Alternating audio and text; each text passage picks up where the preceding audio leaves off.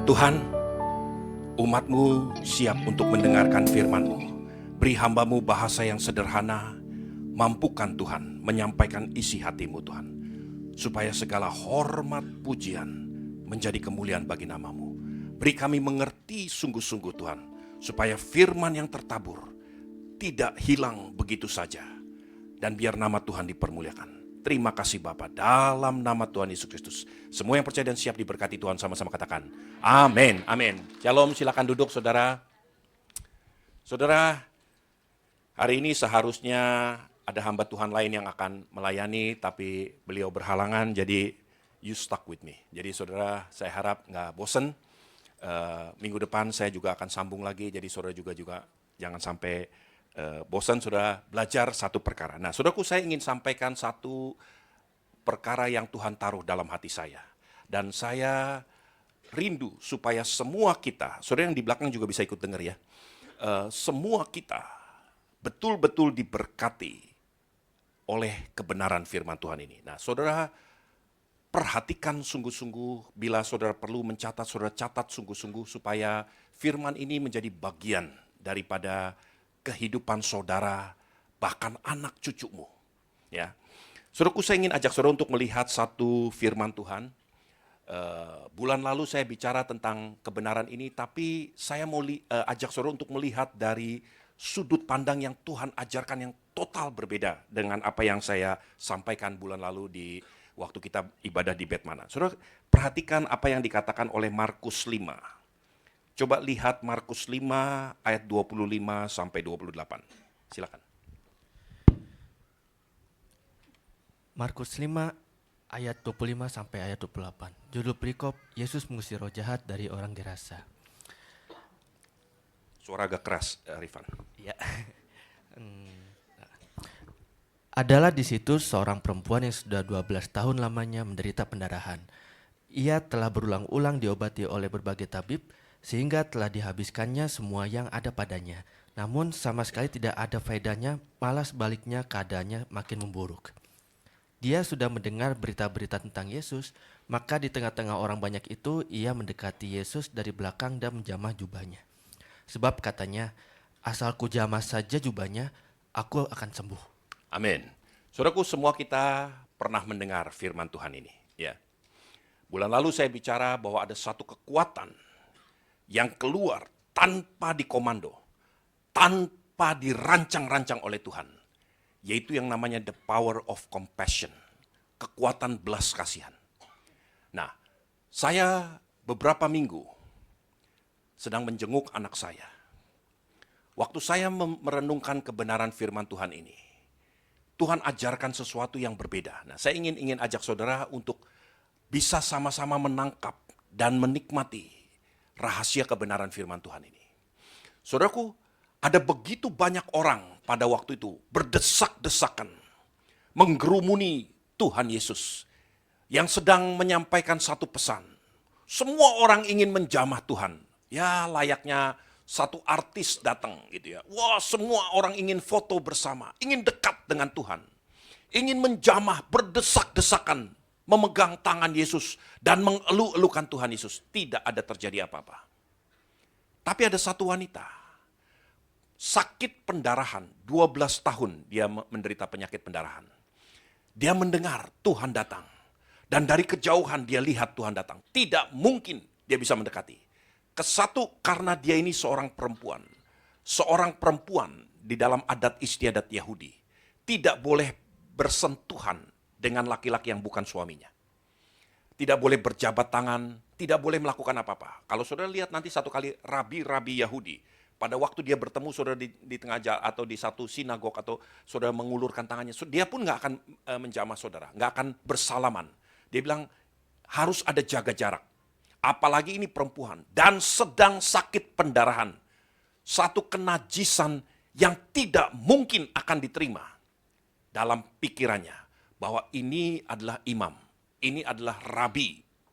Yesus beberapa kali disebut oleh orang-orang Yahudi sebagai rabi, rabuni. Saudaraku, dia melihat. Tapi kemudian karena dia nggak bisa melihat dengan jelas, dia berangkat di bawahnya. Dia melihat jubah Tuhan Yesus melambai-lambai. ada jumbai-jumbai di ujung-ujung jubahnya. Tiba-tiba sesuatu datang ke pikirannya. Dan dia berkata gini, asal ku jamah saja ujung jubahnya, aku pasti sembuh.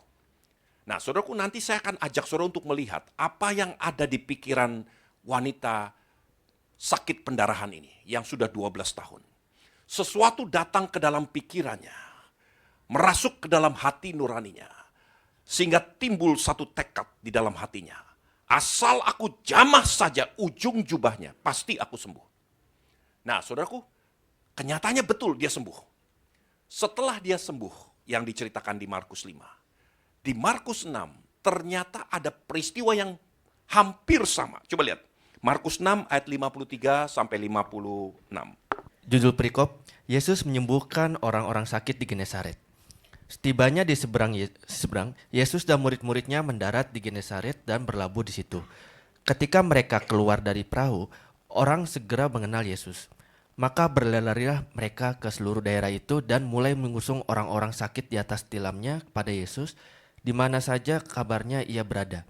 Kemanapun ia pergi, ke desa-desa, ke kota-kota, atau ke kampung-kampung, orang meletakkan orang-orang sakit di pasar dan memohon padanya supaya mereka diperkenankan hanya menjawah jumbai jubahnya saja, dan semua orang yang menjamahnya menjadi sembuh. Amin. Saudaraku, saya nggak pernah mengetahui tentang ayat-ayat ini. Saya baca berulang-ulang kali, saya nggak pernah ngeh bahwa ada perkataan seperti ini. Jadi yang terjadi adalah di sekitar Danau Genesaret, Danau Galilea, ya. Kadang-kadang disebut Danau Genesaret, kadang-kadang disebut Danau Galilea. Di sekitar itu ada banyak kampung-kampung, saudaraku. Wanita sakit pendarahan bertemu dengan Tuhan di salah satu kampung di tepi Danau Genesaret. Dia melihat sesuatu yang tidak dilihat orang lain.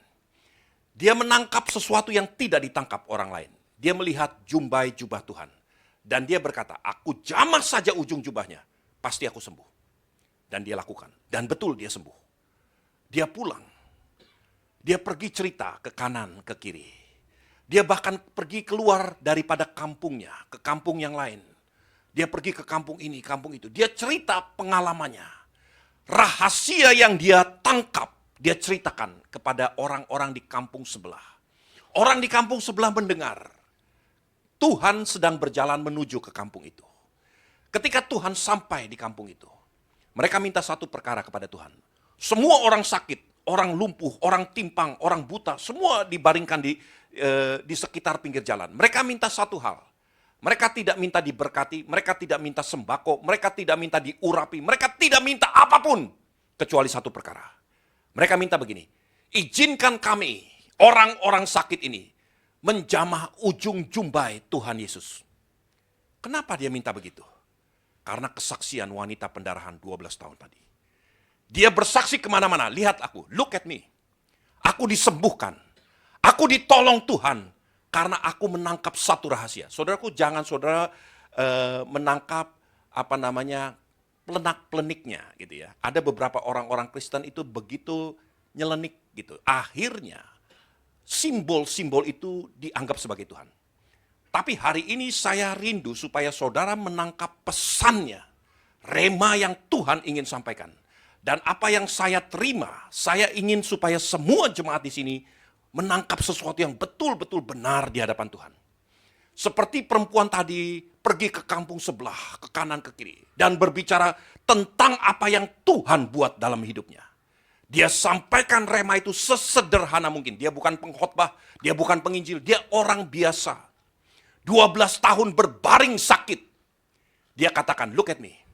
Sesuatu terjadi within me. Yang terjadi dalam diriku.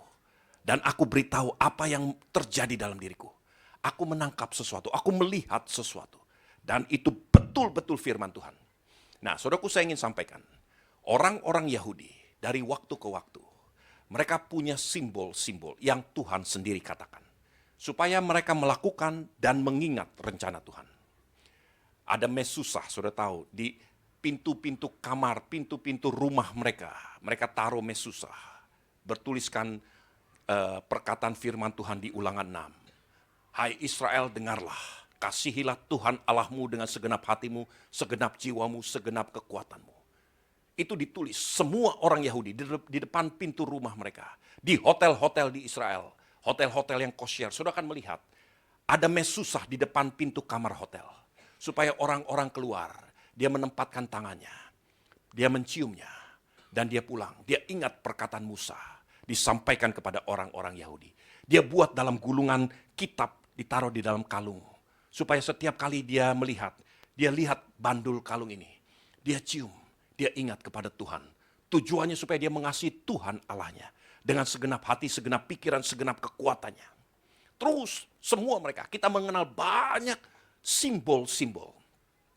Hal-hal itu mempengaruhi kebudayaan bangsa-bangsa.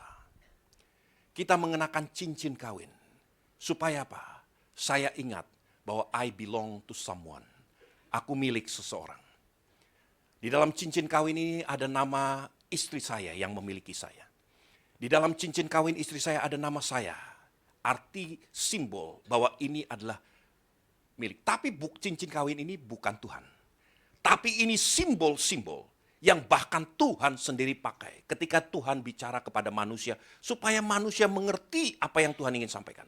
Salah satu simbol yang Tuhan sampaikan kepada Israel adalah tentang jumbai, jubah. Sampai hari ini orang-orang Yahudi, kalau saudara lihat, tadinya saya mau tampilkan beberapa gambar-gambar supaya saudara tahu bahwa orang-orang Yahudi sampai hari ini, terutama para imam, mereka memakai jubah.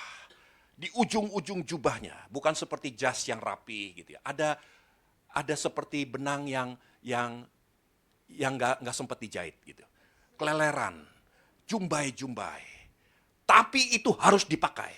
Dan itu harus dibuat seperti itu. Supaya orang Israel melihat dan mengingat sesuatu. Lihat kebenaran firman Tuhan ini.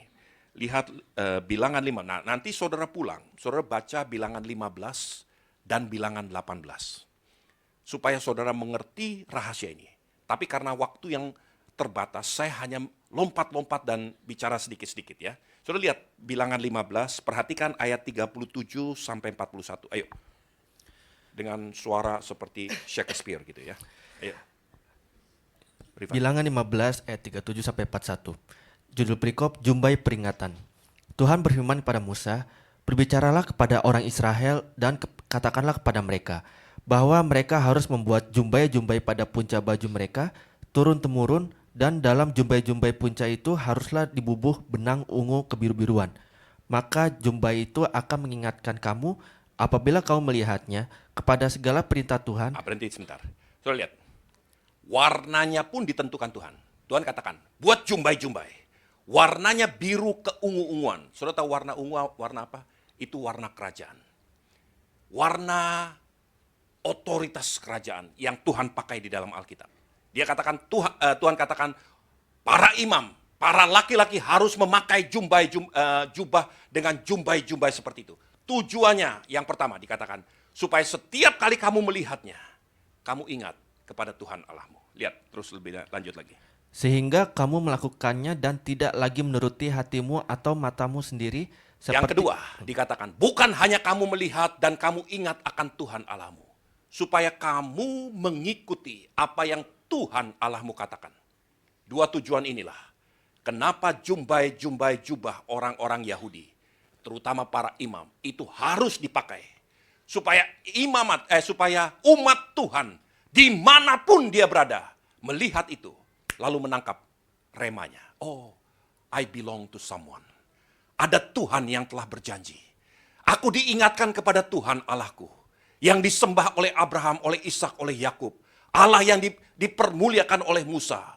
Musa memerintahkan untuk orang-orang Israel. Para imam menggunakan itu supaya dipertontonkan. Nah, dalam keseharian harian, semua kita ya disebut oleh Alkitab sebagai imamat yang rajani. Siapa yang merasa dirinya adalah imamat yang rajani? Saudara-saudara diberkati. Yang lainnya kacung-kacung atau apa? Ayo, imamat yang rajani angkat tangan. Nah, saudaraku, saudara harus mempertontonkan kemuliaan raja-raja dalam hidupmu. Supaya orang yang melihat saudara, dia teringat kepada Tuhan. Dan karena dia teringat kepada Tuhan, maka dia akan melakukan firman Tuhan sungguh-sungguh. Ada orang yang melihat kita terus dia teringat kepada kepiting. Saudara, ini bahaya. Kalau orang melihat kita, dia ingat yang lain-lain. Itu kacau. Harusnya sesuai firman Tuhan. Kalau orang lihat kita, dia teringat kepada Tuhan. Dan dia komit dirinya untuk mempermuliakan Tuhan lebih lagi. Nah, saudaraku, itu yang dikatakan oleh bilangan 15. Kemudian, saya ingin sementara kita kesampingkan apa yang terjadi dengan perempuan sakit pendarahan. Sekarang lihat bilangan 18. Ya, pelan-pelan saudara perhatikan. Bilangan 18, perhatikan ayat yang ke-19. Demikian firman Tuhan, segala persembahan khusus, yakni persembahan kudus yang dipersembahkan orang Israel kepada Tuhan, aku memberikan kepadamu dan kepada anak-anakmu laki-laki dan perempuan bersama-sama dengan engkau, itulah suatu ketetapan untuk selama-lamanya. Itulah suatu perjanjian garam untuk selama-lamanya di hadapan Tuhan bagimu serta bagi keturunanmu. Nah, saudara perhatikan pelan-pelan. Saya akan mulai berbicara tentang covenant secara pelan-pelan, secara detail. Dan terutama untuk minggu ini, saya akan berbicara tentang the salt covenant, perjanjian garam. Mungkin saudara pernah dengar, tapi mungkin saudara juga nggak tahu persis apa artinya. Nah, tugas kami, hamba-hamba Tuhan, membuat saudara mengerti. Setelah saudara mengerti, saudara akan bertindak sesuai dengan firman Tuhan itu. Saudaraku, Matius 13, Tuhan Yesus berkata begini, ada benih yang ditabur di pinggir jalan. Ada benih yang jatuh di tanah berbatu-batu. Ada benih yang jatuh di tanah bersemak duri. Tapi juga ada benih yang jatuh di tanah yang subur. Lalu Tuhan terangkan sendiri di Matius 13. Benih yang jatuh di pinggir jalan adalah orang yang mendengar firman, lalu bergembira dengan sukacita, tapi tidak bertahan lama. Karena burung mematuknya. Dia tidak mengerti, kata firman Tuhan. Kalau saudara mendengar firman Tuhan dan tidak mengerti, itu sama seperti benih yang ditabur di pinggir jalan. Itu sebabnya firman Tuhan itu harus pertama-tama dimengerti.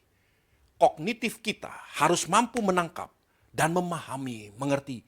Oh, ini rahasianya.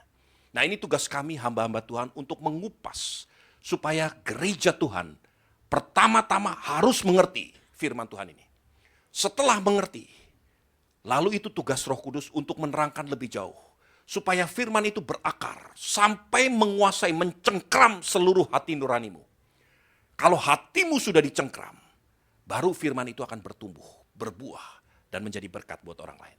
Nah, tentu hari ini, saya rindu supaya semua kita mengerti satu perkara, yaitu the salt covenant, perjanjian garam.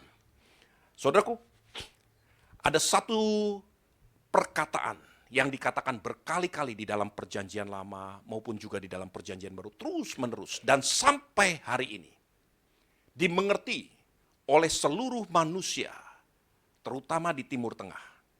Anak-anak keturunan Abraham, anak-anak dari berbagai macam bangsa-bangsa, mereka mengenal satu perkara. Mungkin mereka tidak lagi menyebut sebagai the salt covenant. Tapi mereka memahami intisarinya dan mereka menghidupi. Ada satu preservative quality daripada garam atau salt. Yaitu untuk mengawetkan, menahan pembusukan. Pada zaman-zaman lalu, orang tidak mempunyai refrigerator, tidak mempunyai kulkas, sehingga daging, sayuran itu mudah busuk. Bagaimana supaya nggak busuk? Digarami. Supaya menahan proses pembusukan, bukan digulai. Kalau daging digulai atau sayuran digulai, dia tetap akan busuk. Tapi begitu digarami, garam itu akan menahan proses pembusukan. Dan sifatnya itu kekal, sampai kering kerontang. Di Indonesia karena kelamaan jadi ikan asin. Ya. Sampai kering kerontang ditahan proses pembusukan itu. Nah, saudaraku, latar belakang ini, Tuhan memang memahami kebenaran ini. Tuhan ciptakan semua ini dan kemudian Tuhan perkenalkan satu bentuk ikat janji yang disebut perjanjian garam. Nah, perjanjian garam ini nanti pelan-pelan kita akan lihat, tapi saya ingin sampaikan secara gamblang. Perjanjian garam secara alamiah artinya adalah perjanjian persahabatan. Sekali lagi, perjanjian garam itu artinya perjanjian di antara dua sahabat. Saudara si A dan si B berjanji, itu ya cuma sekedar janji. Tapi persahabatan itu mengikat janji yang tidak bisa dibatalkan dan berlaku turun-temurun sampai disebut sebagai the Salt Covenant. Tuhan kumpulkan seluruh orang Israel. Tuhan panggil Musa. Musa, aku buat sesuatu yang terjadi. Orang-orang Lewi tidak harus bekerja. Mereka harus melayani aku. Mereka harus hidup benar di hadapanku. Mereka harus lakukan ini dan itu dan sebagainya. Persis seperti yang aku perintahkan. Lalu bagaimana mereka bisa hidup? Aku jamin kehidupan mereka, kata Tuhan. Ada 12 suku Israel. Masing-masing suku mempersembahkan 10% persembahan persepuluhan. Belum lagi persembahan khusus, persembahan sukarela, persembahan ini, itu, dan sebagainya. Jadi kalau masing-masing suku mempersembahkan hanya 10% saja, masing-masing suku punya berapa? 90%, betul ya? Yang 10% diserahkan kepada Tuhan. Karena ada 12, 11 yang menyerahkan. Ada berapa yang Tuhan miliki? 110% dari semua rata-rata suku-suku Israel. 110% plus persembahan khusus, plus ini, plus itu dan sebagainya. Semuanya diserahkan sepenuhnya kepada orang-orang Lewi. Siapa yang lebih kaya? Orang-orang Lewi.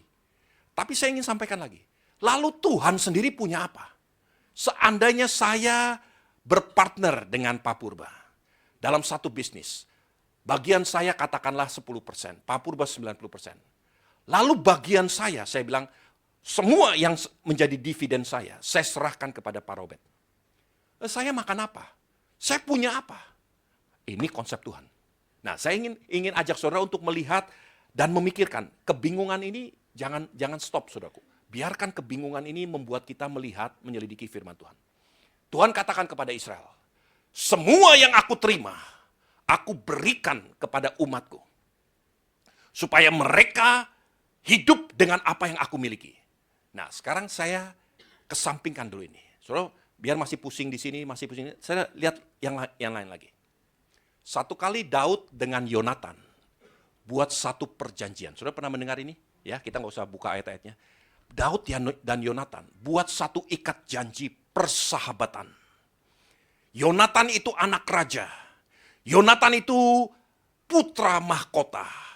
Punya segala-galanya. Dia buat satu ikat janji dengan Daud. Lalu Yonatan dan Daud berkata begini, aku akan mengikatkan diriku kepadamu. Aku akan mengasihi engkau seperti diriku sendiri. Lalu ada pertukaran yang dilakukan oleh Yonatan dan Daud. Saudara, Alkitab mencatat gini, Yonatan menyerahkan dua perkara kepada Daud. Yang pertama, jubahnya diserahkan kepada Daud. Yang kedua, senjatanya diserahkan kepada Daud. Jubah berbicara tentang posisinya, kekuasaannya. Senjata berbicara tentang kekuatannya, otoritasnya. Diserahkan semuanya kepada Daud. Sekarang Yonatan ini seperti nyaris telanjang. Nggak punya jubah, nggak punya senjata. Nggak punya kekuasaan, kemuliaan, nggak punya kekuatan. Di mana kekuatan Yonatan? Ada pada Daud. Siapa yang akan membela Yonatan ketika dia diserang oleh musuh? Tanggung jawab itu menjadi tanggung jawab Daud. Daud harus mati-matian membela Yonatan dengan segala kekuatannya. Karena senjata yang dipegang, dimiliki Yonatan, diserahkan kepada Daud. Saudaraku, itu isi perjanjian persahabatan di antara dua manusia. Pada waktu Tuhan mengikat perjanjian garam dengan Bapa leluhur kita, dengan saudara di tempat ini. Nah, saya ingin pelan-pelan saudara betul-betul memahami ini. Saudara nggak punya lagi kekuatan. Saudara nggak punya kemuliaan. Nggak punya kekuasaan apapun. Bahkan kau nggak punya senjata. Di mana senjatamu? Ada pada Dia. Di mana kemuliaanmu? Ada pada Dia. Di mana kekuasaanmu? Kita nggak punya kekuasaan apa-apa. Ada pada Tuhan. Siapa yang berhak, siapa yang wajib membela saudara? Tuhanlah pembelaku. Daud pun melakukan hal yang sama. Dia ikat perjanjian garam dengan Tuhan. Ketika dia ikat perjanjian garam, dalam Mazmurnya Daud berkata gini, Tuhan melatih tanganku untuk berperang. Tuhanlah perisaiku. Tuhanlah tanduk keselamatanku. Kenapa Daud bisa berkata begitu? Karena dia sadar, I have nothing. I have absolutely no strength. Aku nggak punya kekuatan. Aku nggak punya power. Aku nggak punya apa-apa. Tapi semua ada pada Tuhan.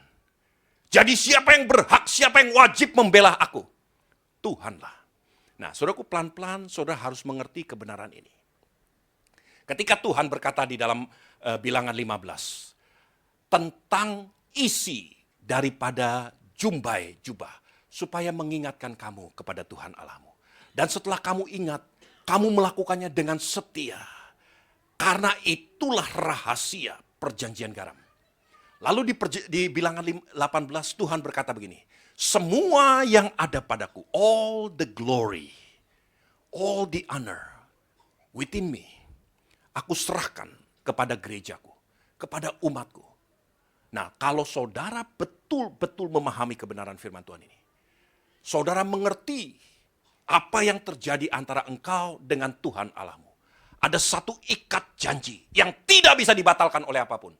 Satu kesepakatan, satu perjanjian persahabatan antara gereja Tuhan dengan Tuhan. Siapa yang akan membela Tuhan? Membela saudara. Tuhanlah yang akan membela saudara. Saudara nggak perlu mengemis-ngemis. Orang-orang di tepi pantai Genesaret, dia berkata, kami nggak perlu apa-apa. Izinkan kami hanya sekedar menjamah ujung jubah daripada Tuhan Yesus. Dan semua yang menjamah itu, semuanya sembuh. Mereka mendengar kesaksian daripada wanita yang mengalami penderitaan 12 tahun. Wanita itu sembuh hanya sekedar menjamah ujung jubah Tuhan. Saudaraku, waktu saya melihat dan mulai merenungkan kebenaran firman Tuhan ini, hati saya dipenuhi dengan sukacita. Saudaraku, sebagai manusia, sebagai ayah, sebagai orang biasa, siapa di sini yang nggak pernah bergumul sampai bingung, nggak pernah mengalami? Ada orang di sini yang nggak pernah mengalami jalan buntu. Siapa yang pernah mengalami atau sedang mengalami jalan buntu? Coba angkat tangan. Nah, saudaraku, saya ingin sampaikan, engkau mempunyai kesempatan hari ini untuk melihat Tuhan, mengenal jalan-jalannya, dan kemudian nggak perlu lakukan apa-apa. Biarkan Tuhan bertindak sampai mulutmu akan mengucapkan ucapan syukur yang tidak terucapkan. Saudaraku, saya ingin ajak saudara untuk melihat lebih jauh lagi dari kebenaran firman Tuhan ini. Perjanjian garam itu memang satu hal yang dimulai pada zaman perjanjian lama. Tapi terus menerus itu dilakukan, dimengerti oleh orang-orang sampai hari ini. Tahun 1973 terjadi yang namanya perang habis-habisan di Israel.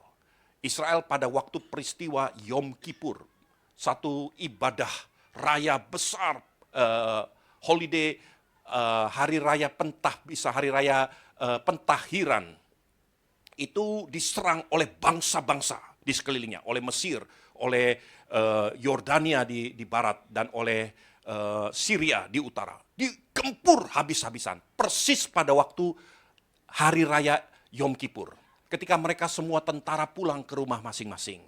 Kayak kita lebaran gitu, pulang semuanya. Pada berlibur, justru pada hari itu diintai untuk dihabisi. Singkat cerita, Israel menang. Dan bukan hanya menang, bahkan wilayahnya bertambah ke utara, ke selatan, ke barat. Yang namanya West Bank atau tepi barat itu diambil pada peristiwa perang Yom Kippur tahun 73. Yang namanya Golan Heights di utara di Syria itu dirampas oleh Israel pada perang tahun 73. Dan dataran Sinai, pegunungan Sinai itu dirampas dari Mesir. Setelah itu, bangsa-bangsa Arab tahu mereka nggak bisa lakukan ini. Apa yang terjadi? Jimmy Carter menjadi presiden tahun 78. Jimmy Carter panggil Israel diwakili oleh Menachem Begin, Perdana Menterinya, dan Mesir diwakili oleh Anwar Sadat. Mereka berdamai dalam satu perdamaian disebut Camp David Accord tahun 78. Sudah mungkin mendengar. Dua bangsa ini berdamai. Setelah berdamai mereka menandatangani perjanjian perdamaian secara kertas. Kemudian Anwar Sadat berkata kepada Menachem Begin, Mr. Perdana Menteri, saya undang Anda ke Kairo. ke rumah saya. Menahem Begin berkata gini, sebagian besar rakyat Mesir itu menolak perdamaian dengan Israel. Bagaimana kalau saya pergi ke sana dan saya terbunuh mati di Mesir? Anwar Sadat berkata begini, we will eat salt together. Kita akan makan garam bersama. Dia nggak mengatakan, aku jamin keselamatanmu. Kita akan makan garam bersama. Menahem Begin langsung kata, oke, deal. I will go to Cairo. Dia pergi ke Kairo. Dijaga oleh oleh Presiden Anwar Sadat sendiri. Pulang sebagai sahabat. Nggak lama setelah itu, Anwar Sadat sendirilah yang dibunuh mati oleh bangsanya sendiri. Tapi selama Menahem Begin berada di sekitar Anwar Sadat, dirinya menjadi perisai bagi Menahem Begin. Sampai hari ini, orang-orang di Timur Tengah, bukan hanya orang Yahudi, orang Arab pun tahu tentang artinya makan garam. Ada satu jenis makanan yang sampai dimakan juga oleh orang-orang di Eropa, di Amerika. Sudah tahu namanya bagel. Awal mulanya bagel hanya orang-orang Yahudi makan roti dengan digarami atasnya. Orang-orang di Eropa makan yang namanya pretzel. Roti yang dikepang-kepang, digarami atasnya. Nggak ada rasa apa-apa, cuma roti sama garam. Mereka makan bersama-sama dengan teman. Ketika mereka makan, mereka sadar. Di antara kita, ada yang namanya the salt covenant, perjanjian garam. Kita akan menjadi sahabat seumur hidup. Bahkan anak cucu kita akan kita lindungi satu sama lain. Karena apa? Kita sudah makan garam bersama. Nah, ini mereka tangkap dari mana? Dari Tuhan dengan Musa. Dari Tuhan dengan Abraham. Dari Tuhan dengan Daud. Terus menerus itu terjadi. Diceritakan dari mulut ke mulut. Perjanjian ini adalah perjanjian kekal yang tidak bisa dibatasi. Perjanjian ini berlaku turun-temurun. Semua yang adalah kekuatan daripada sahabat akan diberikan, digunakan untuk melindungi, mendukung, membela sahabatnya. Mati-matian. Bahkan keturunan demi keturunan. Begitu Daud berhasil menjadi raja. Dia naik jadi raja. Yang pertama Daud lakukan apa? Dia panggil semua pegawai-pegawainya. Coba cari mana keturunan Saul. Mana keturunan-keturunan anak cucu Saul. Aku ingin menunjukkan kasih yang daripada Allah yang ada padaku. Saudara tahu, Alkitab mencatat, ditemukan satu anak. Timpang kakinya. Namanya Mephiboset. Dipanggil Mephiboset. Dalam keadaan timpang-timpang datang kepada Daud. Lalu Daud berkata gini, Mephiboset, mulai hari ini engkau akan selalu makan sehidangan dengan aku. Apa yang aku makan, engkau akan makan. Di mana aku berada, engkau akan berada. Kenapa? Karena antara aku dan bapamu, yaitu Yonatan, ada satu ikat janji. The salt covenant. Senjata bapamu diserahkan kepadaku. Jubah bapamu diserahkan kepadaku. Kenapa jubah yang diserahkan? Karena di jubah ada jumbai-jumbainya. So, kembali lagi kepada Markus 5 dan Markus 6. Wanita sakit pendarahan ini menangkap satu pesan yang luar biasa. Dia tahu persis bahwa dahulu nenek moyangnya yaitu Musa sudah berkata berkali-kali. Tuhan mengikat satu perjanjian garam dengan umat kepercayaannya. Semua yang adalah milik Tuhan, Tuhan katakan, aku berikan untuk memelihara hidup umatku. Nah saudaraku, apa yang membuat saya begitu bersyukur, begitu bersukacita sebagai manusia yang banyak keterbatasan, banyak kekurangan. Kadang-kadang saya bingung dan saya putus asa melihat ini, melihat itu dan sebagainya. Tapi saya ingat, ada perjanjian garam antara saya dengan Tuhan. Anak cucu saya tidak perlu akan meminta-minta roti. Nah, saya ingin sampaikan kepada saudara supaya saudara betul-betul tangkap kebenaran firman Tuhan ini. Kalau saudara betul-betul ingat dan saudara melakukannya persis seperti apa yang Tuhan katakan, engkau tidak akan kekurangan. Bahkan anak cucumu tidak akan kekurangan. Karena ini diikat oleh satu perjanjian garam. Nah, saya ingin buktikan tentang satu perkara. Ya. Setelah Daud mati, digantikan anaknya Salomo. Setelah Salomo mati, anaknya Rehabiam menjadi raja. Kemudian Israel pecah jadi dua bangsa. Bangsa Israel 10 suku ada di utara. Dan bangsa Yehuda, 2 suku, Yehuda dan Benyamin ada di selatan. Saudaraku, ada satu peristiwa yang terjadi. Saudara perhatikan sungguh-sungguh, lihat. 2 Tawarikh 13. Perhatikan ayat yang keempat sampai ayat yang ke-8. Nah, saudara kalau perlu saudara catat-catat, karena ini nggak direkam ya hari ini ya. Oh, direkam. Jadi supaya saudara bisa melihat kembali. Coba lihat, 2 Tawarikh 13 ayat 4 sampai 8, silakan. Demikian firman Tuhan. Lalu Abia berdiri di atas gunung Zemaraim yang termasuk pegunungan Efraim dan berkata, "Dengarlah kepadaku Yerobeam dan seluruh Israel. Tidakkah kamu tahu bahwa Tuhan Allah Israel telah memberikan kuasa kerajaan atas Israel kepada Daud dan anak-anaknya untuk selama-lamanya dengan suatu perjanjian garam? Tetapi..." Saudara pelan-pelan. Jadi, saudara lihat, Abia adalah Raja Yehuda, keturunan Daud. Diserang oleh Israel, saudara-saudaranya, 10 suku. Israel jauh lebih besar, jauh lebih kuat, jauh lebih berkompeten untuk berperang. Abia dengan dua suku, yaitu Yehuda dan Benyamin, jauh lebih kecil, lebih lemah, tidak mempunyai kekuatan. Abia berkata gini, Israel, Yerobeam rajanya. Dia katakan, ingat satu perkara, tidakkah kamu tahu bahwa antara aku dan keturunanku, kami adalah keturunan Daud. Antara Daud dengan Tuhan, ada satu perjanjian garam. Jangan usik kami. Jangan sentuh kami. Kenapa? Bukan karena buat sombong-sombongan. Karena Bapakku dengan Tuhan telah mengikat satu perjanjian garam. Kalau engkau mengusik aku, maka pembelaan terhadapku itu datang daripada Tuhan yang mengikat janji sumpah dalam perjanjian garam dengan bapa leluhurku, yaitu Daud. Saudara bisa mengerti ini? Ini yang dikatakan oleh Abia kepada Yerobeam. Tapi mereka nggak mau dengar. Nah, saudaraku, lihat lebih lanjut. Tetapi Yerobeam bin Nebat, hamba Salomo bin Daud, telah bangkit memberontak melawan tuannya. Petualang-petualang orang-orang Dursila berhimpun padanya.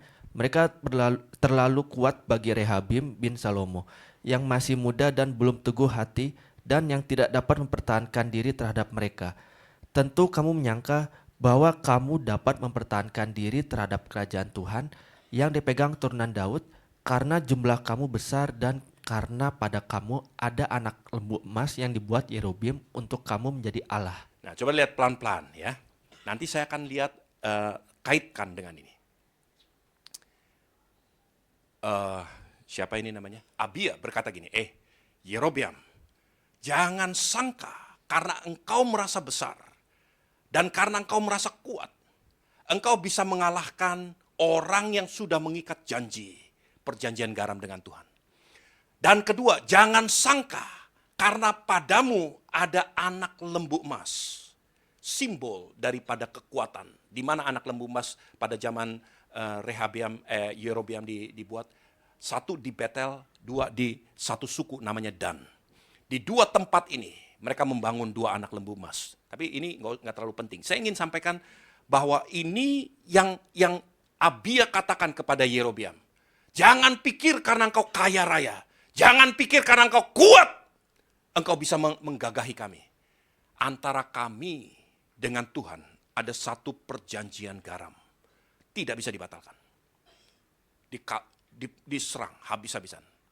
Dan terbukti sampai hari ini keturunan Daud tetap memegang kunci kerajaan. Saudaraku, saya ingin ajak saudara untuk melihat dua perkara ini. Nah, kemudian saudara lihat, ini yang dikatakan oleh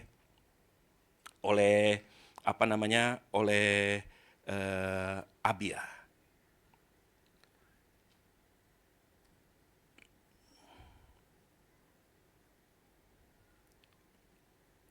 Saudara, kembali lagi ke 2 Tawarikh 13. Lihat, perhatikan ayat yang keempat dan kelima. Silakan. Demikian firman Tuhan. Lalu Abia berdiri di atas gunung Zemaraim yang termasuk pegunungan Efraim dan berkata, "Dengarlah kepadaku Yerobeam dan seluruh Israel. Tidakkah kamu tahu bahwa Tuhan Allah Israel telah memberikan kuasa kerajaan atas Israel kepada Daud dan anak-anaknya untuk selama-lamanya dengan suatu perjanjian garam?" Nah, saudaraku, saya ingin titipkan 2 aplikasi sederhana untuk menghidupi kembali apa yang saudara dengar hari ini. Yang pertama, pastikan diri kita sendiri mengerti. Berkata kepada diri kita sendiri, tidakkah kamu tahu, hai Stephen, bahwa antara kamu dengan Tuhan Allahmu telah terjadi sebuah perjanjian garam. Katakan kepada anak cucumu, gak usah takut tentang masa depan. Gak usah takut tentang ini, tentang itu. Karena antara bapakmu dengan Tuhan Allahmu telah terjadi perjanjian garam. Kemarin malam anak saya WA saya, dia udah diterima di pekerjaan. Dia bilang, Daddy, aku harus ikut tes untuk dapat seperti yang sudah tahu CFA, Certified Financial Analyst. Saya bilang, kamu kan udah kerja, udah dapat kerjaan, buat apa? Ya tapi BlackRock tuh macam-macam, harus minta ini, minta itu, dan sebagainya. Saudaraku, dia tes yang pertama dia lulus. Tes yang kedua, dia berdoa. Nah, saya telepon anak saya bilang, ayo kita berdoa sama-sama. Saudaraku, saya katakan kepada anak saya, jangan takut. Antara dedimu dengan Tuhan yang dedi sembah, ada satu ikat janji. Dan ikat janji ini bukan berlaku hanya untuk saya, itu berlaku buat anak cucu kita. Saudaraku, semua orang tua dengarkan apa yang saya ingin sampaikan. Kalau hari ini saudara betul-betul ingat bahwa antaramu dengan Tuhan Allahmu ada satu ikat janji yang tidak bisa dibatalkan oleh apapun, maka itu berlaku juga bagi anak cucumu. Saudara pegang sungguh-sungguh. Itu yang pertama. Itu yang Abia katakan. Lalu kemudian lihat ayat yang ke-10 dan 12, 2 Tawarikh 13 ayat 10 dan 12. Silakan.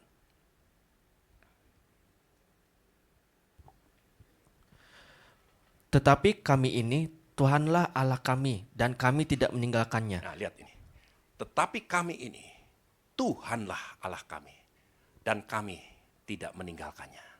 Ini persis seperti yang dikatakan di Bilangan 18 tadi. Kalau kamu ingat kepada Tuhan Allahmu, melihat jumlah itu, ingat kepada Tuhan Allahmu, dan berpegang sungguh-sungguh kepada firman-Nya, engkau tidak akan pernah goyah. Engkau nggak harus nipu. Saudara yang bekerja di sini, siapa yang bekerja? Siapa yang berusaha? Saya ingin sampaikan, nggak usah nipu, nggak usah bermain curang, nggak usah pakai pat gulipat. Saudara pasti akan diberkati Tuhan. Kenapa? Karena Tuhan katakan. Tapi kalau saudara menipu, melakukan sesuatu yang tidak sesuai dengan firman Tuhan, justru engkau akan melihat hidupmu akan hancur, berantakan. Saudaraku, waktu sudah makin singkat, saya ingin sampaikan satu hal. Waktu saya ada di London,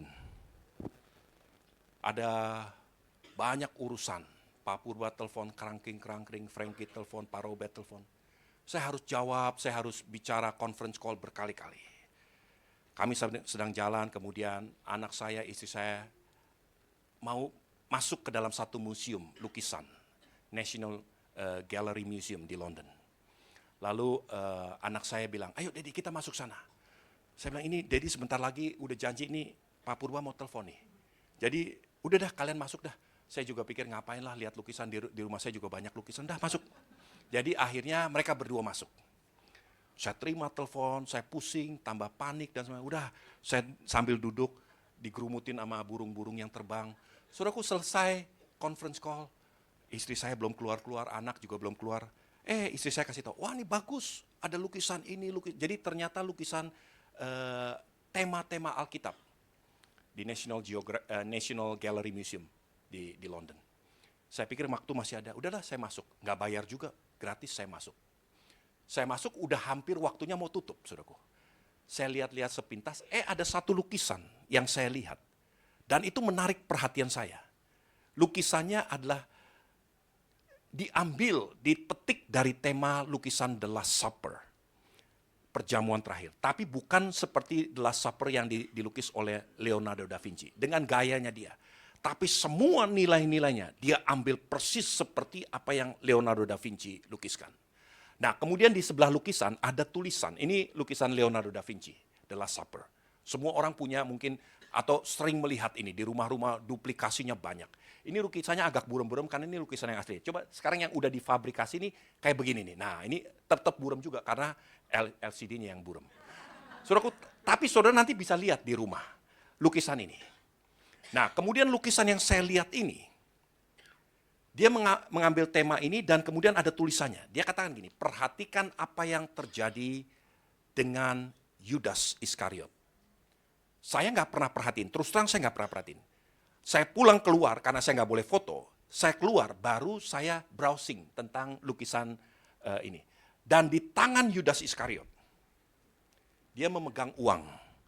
Hasil dia menjual Tuhannya. Dan tangan yang sama menggeser atau menumpahkan. Apa yang ditumpahkan?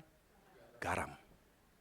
Saudaraku, pelukis ini berkata gini, you cannot live in both world. Engkau nggak bisa pilih dua-duanya. Either engkau berpegang kepada garam itu, atau kau berpegang kepada yang lain-lain dan engkau akan tumpahkan perjanjian garam ini.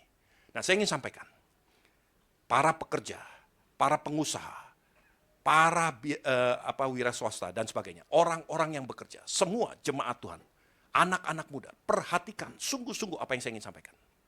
It's one way or the other. Berpegang sungguh-sungguh kepada perjanjian yang Tuhan buat dengan Allah, dengan nenek moyang kita, dengan Musa, dengan Abraham, dengan Daud. Sungguh-sungguh lakukan firman Tuhan sungguh-sungguh. Maka hidupmu yang jamin Tuhan. Kalau engkau tidak lakukan ini, punya kesempatan. Raih keuntungan, by hook or by crook. Lakukan apa saja, dengan curang, dengan sikut kanan, sikut kiri. Lakukan semaumu. You can do it. Tapi pada kesempatan yang sama, engkau sedang menumpahkan perjanjian garam dengan Tuhan Allahmu. It's one way or the other. Saya rindu jemaat di tempat ini menjadi jemaat yang berkarakter benar. Kalau saudara mau mengikuti Tuhan, hiduplah dengan jujur. Kalau saudara mau menyembah Tuhan Allahmu dengan benar, hiduplah dengan integritas yang benar. Hidup dengan perkataan yang benar. Hidup dengan cara hidup yang benar. Cara berusaha yang benar. Kalau engkau tidak lakukan itu, mungkin gak ketahuan. Tetapi dalam hati nuranimu, engkau sedang menumpahkan perjanjian garam demi 30 keping uang perak.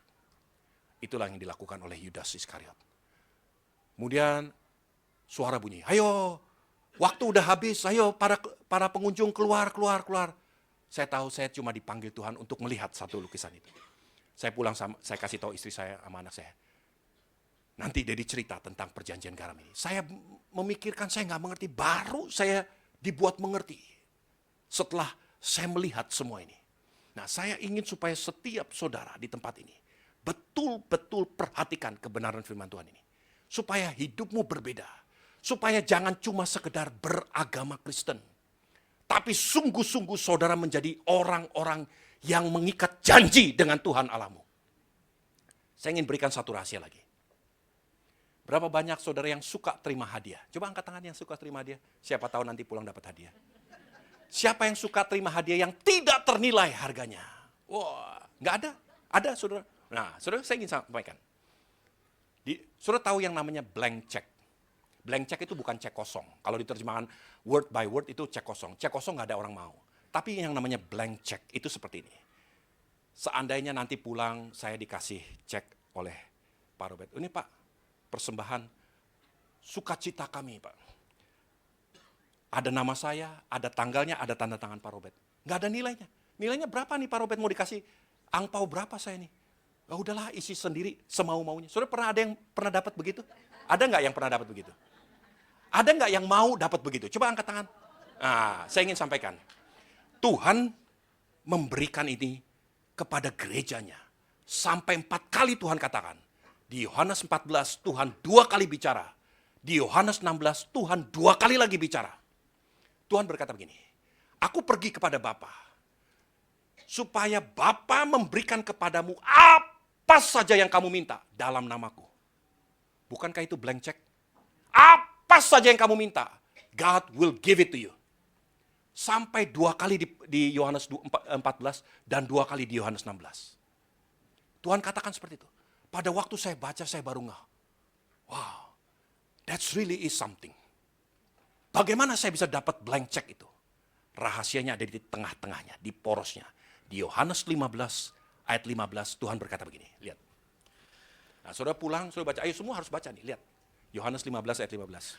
Ayo, Rifan. Bukan kamu yang memilih aku, tetapi akulah yang memilih kamu. Dan aku telah menetapkan kamu, supaya kamu pergi dan menghasilkan buah, dan buahmu itu tetap. Supaya apa yang kamu minta kepada Bapa dalam namaku, diberikannya kepadamu. Ini Yohanes 15 ayat 15. Oh, 16. Waduh, ini gimana?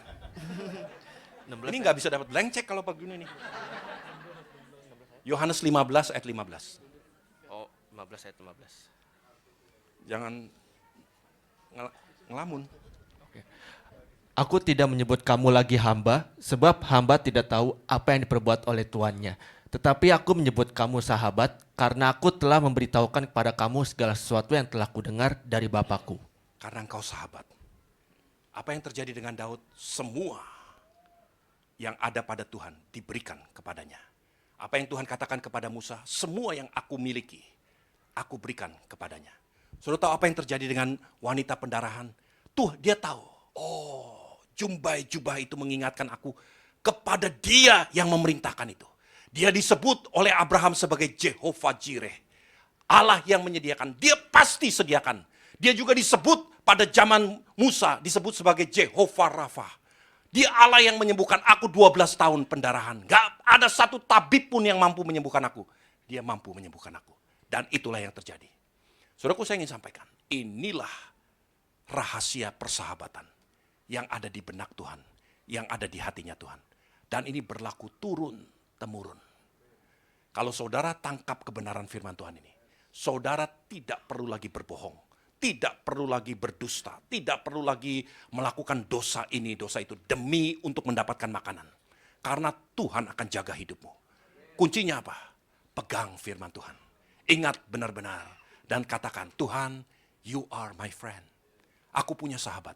Siapa yang punya sahabat? Siapa yang suka cita punya sahabat di tempat ini? Amin. Nah, sekarang tundukkan kepala, habis selesai udah waktunya. Ayo mari hamba-hamba Tuhan maju ke depan. Sekarang semua tundukkan kepala. Hampiri sahabatmu. Gak usah minta apa-apa. Ingatkan dirimu. I have a friend. Hari-hari ini mungkin saudara ada yang mengalami seperti yang saya alami. Mengalami jalan buntu. Gak tahu harus bagaimana.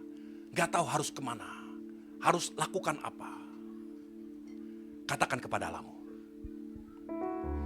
God will make a way when there seems to be no way.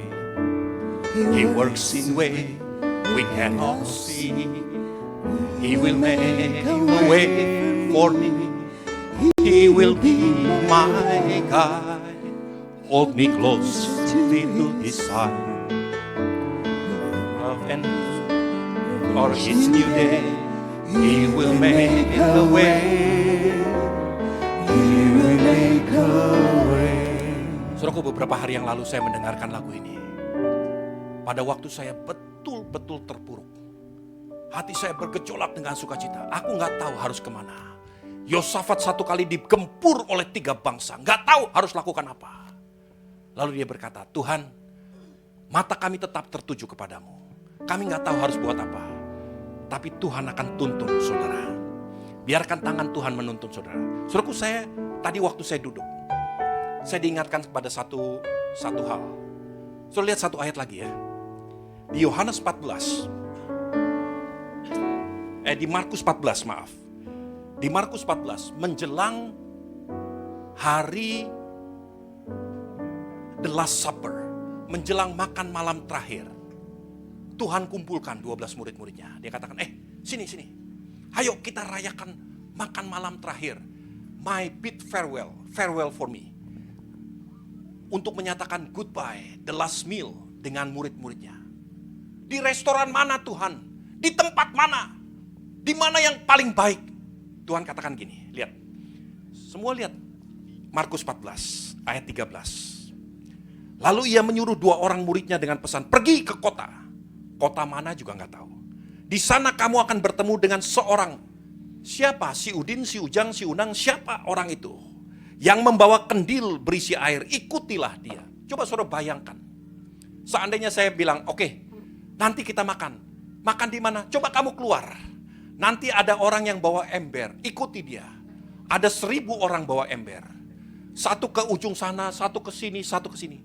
Tuhan katakan, ikuti orang yang bawa kendil. Lalu pergi ke rumahnya. Yuk lihat. Dan katakan kepada pemilik rumah yang dimasukinya. Jadi dia masuk ke rumah siapapun gak tahu. Pesan guru, di mana ruangan yang bersama-sama dengan murid-muridku. Lalu orang itu menunjukkan kamu sebuah ruangan atas yang besar. Tiba-tiba, you don't even know the person. Gak tahu orangnya siapa, rumah siapa, ruangannya yang mana. God will make a way. Orang yang tidak engkau kenal, orang yang tidak engkau sangka-sangka, pertolongan yang tidak dimasuk akal sama sekali. Itulah yang Tuhan buat. Dia guide, dia tuntun hidupmu. Saudaraku, saya bisa berkata-kata mungkin berhari-hari bercerita tentang kebaikan Tuhan. Saya melihat dengan mata kepala saya sendiri. Berkali-kali Tuhan tolong. Dengan orang-orang yang tidak saya kenal. Orang-orang yang tidak dipertimbangkan sama sekali. Dia tuntun, dia bawa menuju kepada rencananya. Kalau Tuhan buat itu buat saya, Tuhan bisa buat saudara. Saya berdoa supaya semua di tempat ini melihat Tuhan seperti saya melihat Tuhan. Saudara mau melihat Tuhan seperti ini? Dalam hidupmu, anak cucumu akan melihat Tuhan seperti ini. Pejamkan matamu. Katakan kepada Allahmu, God will make a way when there seems to be no way. We cannot see. He will make a way for me. He will be my guide. Hold me close into His heart. He works for each new day. He will make a way. He will make a way. Saudara, semua mata tertutup. Saya akan berdoa buat saudara yang sedang bergumul hari-hari ini. Gak tahu harus buat apa. Jalan tertutup. There is no way. Tapi hari ini kau mendengar firman Tuhan. Engkau punya sahabat. Sahabatmu punya segala-galanya. Dia akan mati-matian bela engkau. Karena dia terikat dengan sumpah perjanjian garam dengan dirimu. Dia akan bela anak cucumu. Kalau hari ini engkau ingat sahabatmu seperti wanita pendarahan ini. Dan kau berkata, Tuhan, aku akan pegang sungguh-sungguh firman-Mu. Kalau itu keputusanmu, angkat tanganmu di hadapan Tuhan. Sekarang di tempat kau berdiri, di tempat kau duduk, bangkit berdiri. Hanya saudara yang mau ngambil keputusan ini.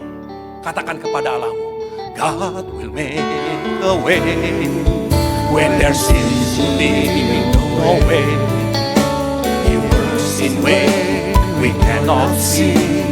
He will make a way for me.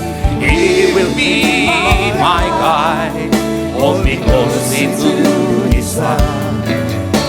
With love and strength for each new day. He will make a way. He will make a way. Sekarang letakkan tanganmu di dadamu masing-masing. Tuhan, hamba berdoa. Seperti Engkau menganggap hambamu ini sahabat. Seperti Engkau menganggap Abraham, Musa dan Daud itu sahabat bagimu. Hari ini umatmu mendengar firman-Mu. Mereka melihat jumbai jubah-Mu Tuhan Yesus. Dan mereka mengambil keputusan. Asalku jamah saja ujung jubahnya, maka aku akan sembuh. Tuhan, bela perkara umat-Mu. Bela semua yang mereka gumuli. Bela anak cucu umat-Mu Tuhan. Supaya nama Tuhan dipermuliakan. Supaya mereka melihat kebajikan Tuhan terjadi dalam hidup mereka. Yang berlaku turun-temurun untuk anak cucu mereka. Dalam nama Tuhan Yesus Kristus. Biar itu terjadi mulai hari ini. Supaya nama Tuhan dipermuliakan. Supaya bangsa-bangsa melihat sungguh orang-orang ini adalah orang-orang yang dibela Tuhan. Di dalam nama Tuhan Yesus Kristus. Mari kita